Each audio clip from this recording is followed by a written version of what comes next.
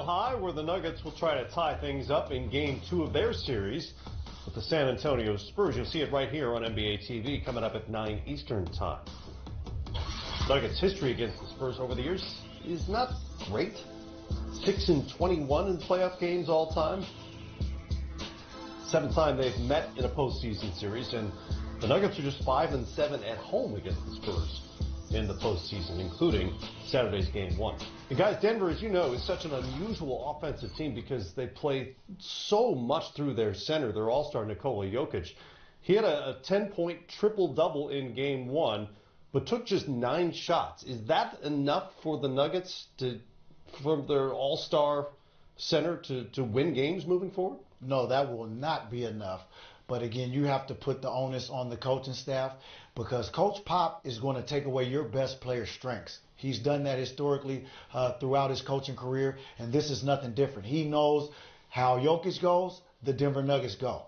He's obviously a facilitator. He's one of the best passing bigs that we've ever seen in this generation. But when he gets 2 feet in the paint, he must look to be aggressive and score the basketball. Here he goes again in a pick-and-roll situation, pick and pop. He can penetrate from there, but sloppy passing. Okay, sloppy passing there, not very aggressive, kind of just ho-hum offense. Here we go, pick-and-roll situation here, gets it again, 2 feet in the paint, gets to his sweet spot right off the elbow, isolation situation. Now this one-on-one, I'm taking Jokic every day of the week, 2 feet in the paint, kind of passively just kicks it out for a 3. Now I do know from watching the game, Coach Pop and the San Antonio defense double teamed Jokic multiple times when he was in post position. Okay, but this position here are opportunities where he can score and be aggressive. He was looking to pass, and some of that has to do with rhythm. Okay, when you're not getting your touches usually where you like it, Booz, you can speak to this as a post player.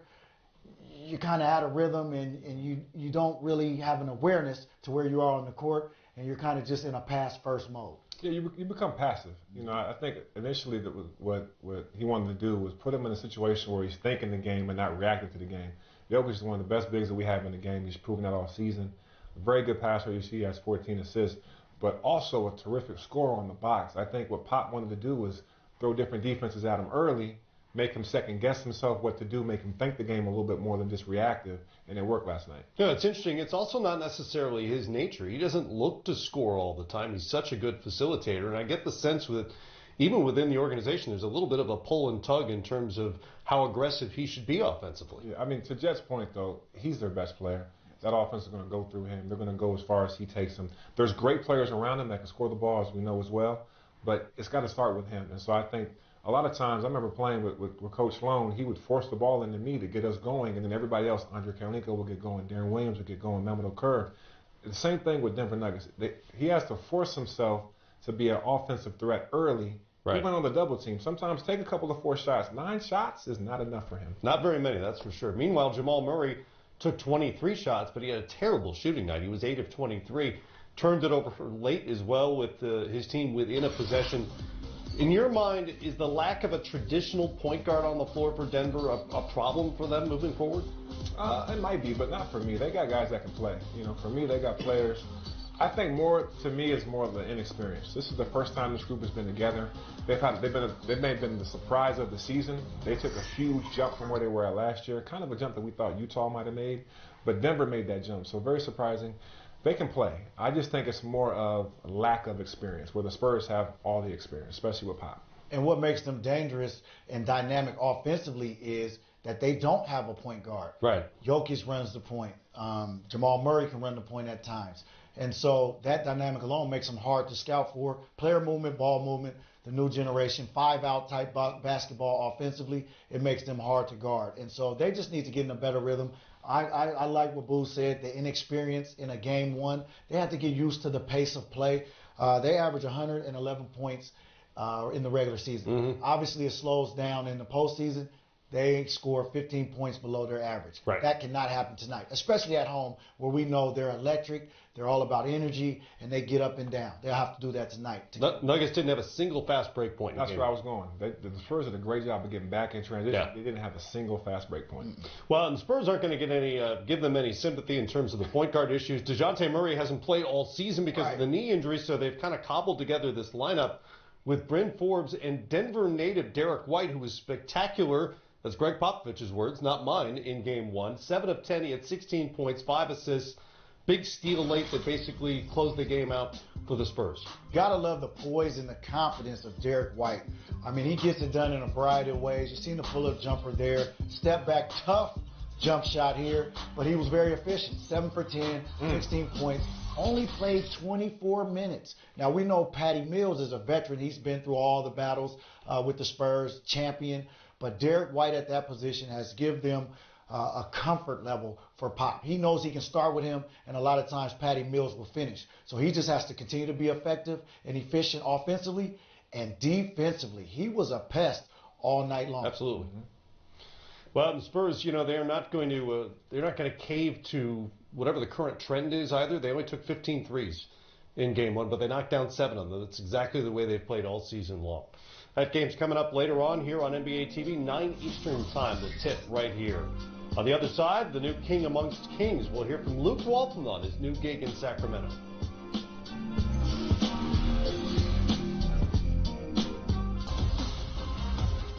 Road wins were the rule on Saturday, with 3 of the 4 lower-seeded teams scoring Game 1 victories. That list included the Orlando Magic, who outlasted Kawhi Leonard and the Raptors. And for the 14th time in 16 playoff series all-time, the Raptors trail 1-0.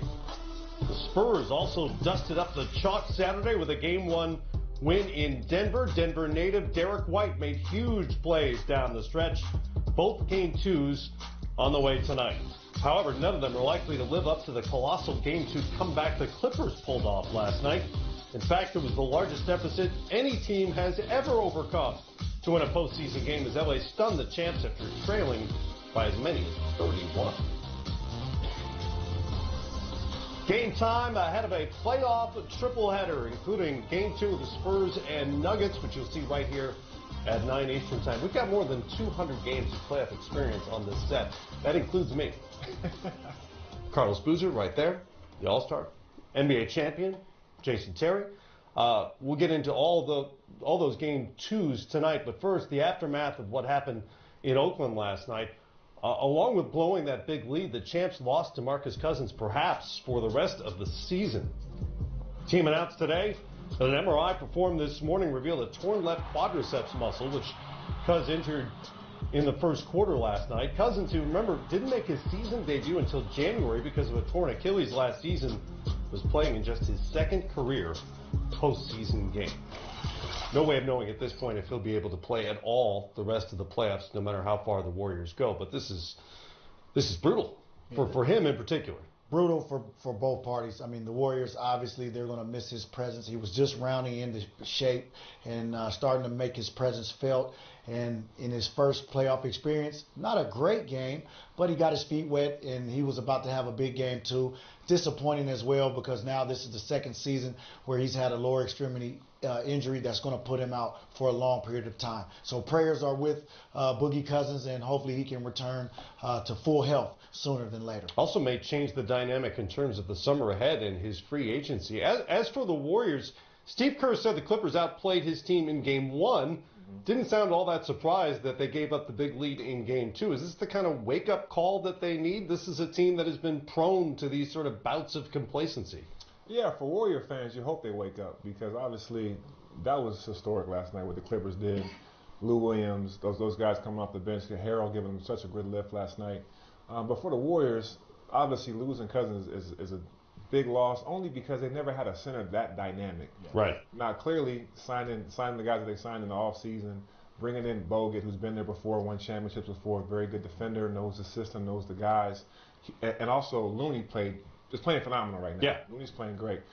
They've won championships without Boogie Cousins, so I think in the long term they'll be fine. They'll figure out ways to win, but they've never had a player that dynamic that can go inside, outside, makes his free throws, very good passer. So they're definitely missing from that perspective. Never had a center that skilled during the Steve Kerr era, that's for sure. Well, 3 games tonight, including Game 2 of the Spurs-Nuggets series, which you'll see right here on NBA TV. First, though, on TNT at 8 Eastern Time, Game 2 for the Magic and Raptors with Orlando leading 1-0. Some perspective tonight from Nick Nurse. You prepared the team to play the game in the series, right? And you know this is the kind of the first step in a long series or a long playoff run, whatever it ends up being. And I think we did some really, really good things, right? I think the game plan was really good. We took away a lot of things that they had going. Vucevic, Ross, again, did a decent job on Fournier.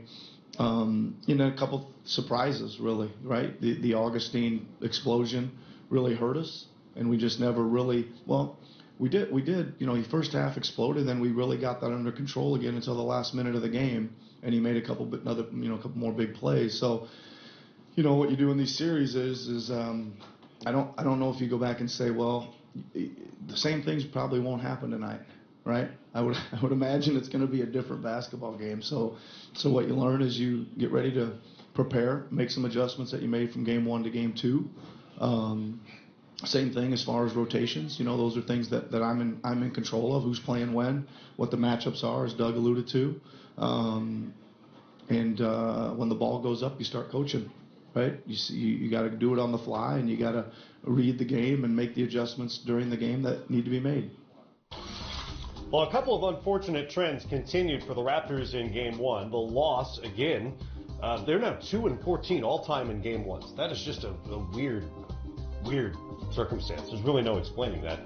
And Kyle Lowry struggled to make shots. He was 0 for 7 and scoreless for the first time in 51 career playoff games. Now, Nick Nurse and Steve Clifford both pointed out that he also had 8 assists and was a plus 11 for the night, meaning the Raptors outscored the Magic by 11 points when he was on the floor. So maybe the 0 for 7 is as splashy as that is, and it's not a good thing. I don't know how much impact it had. What do they need from him? And you're shaking your head. Good what old do they plus need? minus. I mean, come on. That is the most overrated statistic in our game. Well, what do they need from Lowry as a scorer? Well, he needs to be aggressive and assertive and set the tone early. I mean, for him, his struggles have become because 0 for 7, to me, I'm a shooter. That's just not enough attempts for me. Right. Not in the playoffs. When stats don't matter, wins do. And so as the point guard of your team, and you've came out and struggled historically in the postseason, you need to come out and be aggressive and assertive and set the tone.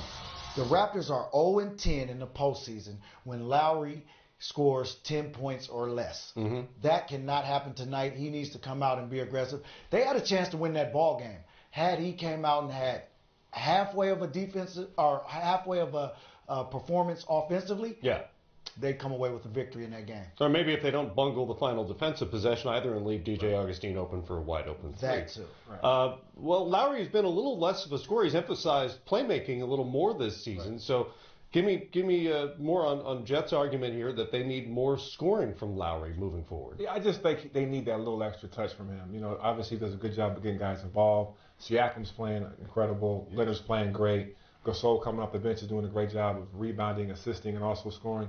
But the one thing for Lowry for me is he just become a straight-up three-point shooter. He took 7 shots, 6 of them were threes. Maybe go to the hoop, maybe get to the free throw line, maybe get out a little more in transition.